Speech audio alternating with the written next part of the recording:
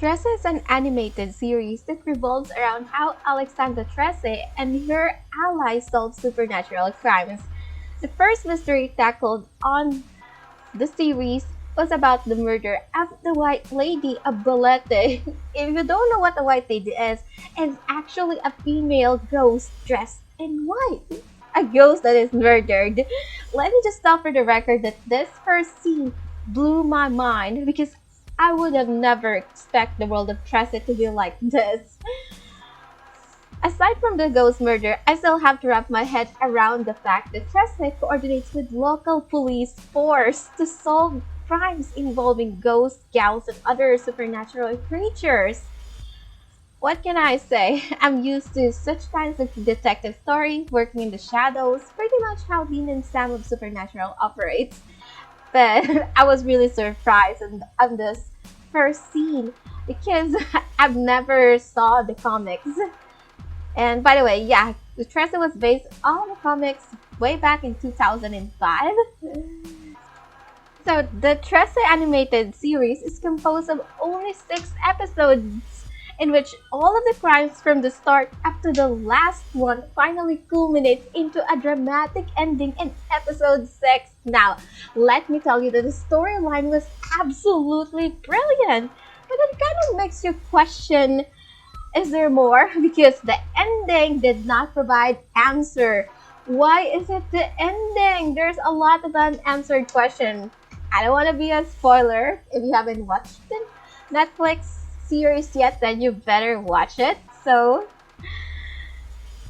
now let's move on to the main character of Trese, which is of course Alexandra Trese. Now, at first, I thought she was this matter-of-fact, straightforward girl whose only world revolves around her job. But with the help of the flashbacks that the series is presenting to us, we came to a Ako realization muna that magbantay. there is so much character development happening on this animated series. So all those traumas, all those bad experiences that she had in the past has shaped her into the woman we see now. So we came to realize just how serious she is. You don't really question that anymore when you see the flashbacks. All right, and there's this 2 minions of hers, Pilit na and they lumalaban ang were loob ng really tindi. badass. They were Ngunit masked. lumalakas ang puwersa ng I don't know whose katotohanan. idea this is, but the author did a really good job. It was really badass. Who would have thought that an Americana suit with those smiley mask and sad mask would do the trick? They have guns, of course. It's like a transformation. So Alexandra don't transform, but her minions does. But not in a dramatic way, but of course, it did make a difference. Yeah, so those two, I thought at first, who are these 2 characters? They're just so badass and they look the same, confirming the fact that they are twins. And I thought, what's the name of this character? And you would have never guessed. Their name were Basilio and Crispin from the novel written by Jose Rizzo. I would have never thought. That was so incredible. Now, Now, the voice actress of Alexandra Trece was actually played by none other than Lisa Soberano, and her voice actress for English is not the same. It's actually Shay Mitchell. At first, I thought that, wow, Lisa Soberano was also the one doing the English dub, and her English is so perfect. But no, apparently, when I watch other documentaries from Netflix about Tracy, I came to the knowledge that it was Shay Mitchell who's doing the English dub because it was just a first impression. Um, on the English dub, actually, most of the characters there were dubbed by their Filipino counterpart, thus they have Filipino accent. But it was also good, all for the better. It feels close at home. Now, the portrayal of the Philippine folklore creatures is incredibly good. They added so much more to the old age folklore and make it into an epic tale. There are some gory scenes and blood, so I don't think this is suitable for very young audiences. Generally, I don't watch horror shows when I'm alone, but I was able to watch Trese just fine.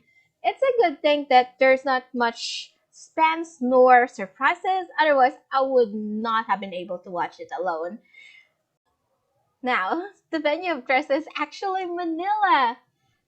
So, if you've been to the Philippines, have you seen the MRT and some other sceneries there, like the buildings and the slum? It was spot on. It was just so heartwarming seeing this Philippine scenery transcribed in an animated series. It's like a side by side comparison of real life and anime. Now, let's talk about Trese's phone. You see the ancient version of the Kia phone Trese is using.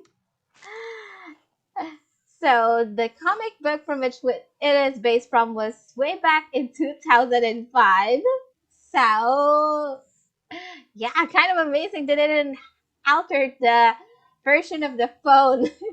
Her phone is absolutely brilliant. She can just dial on San Telmo and have the San Telmo do her biddings. The phone was absolutely magical. But I think there are other phone version in 2005. I don't know. I don't just remember that version of the Kia phone.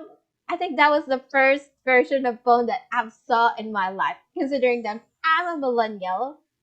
All right, so considering that all that have been said and done, I think we can all agree that Trust is an incredible animated film, and it really is truly an awesome creation. Kudos to all that was involved in its creation because this is absolutely fantastic.